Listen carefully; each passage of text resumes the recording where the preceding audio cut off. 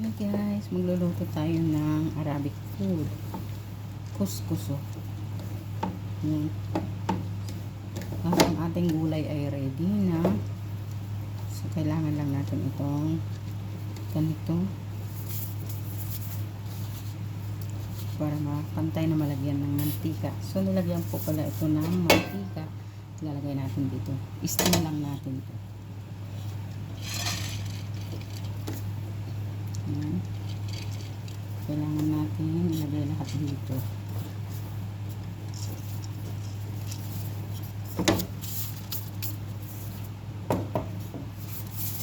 So, ito na ang ating gulay.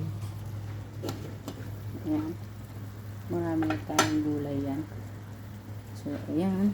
Lalagay natin dito para ma-steam siya. Ayan guys.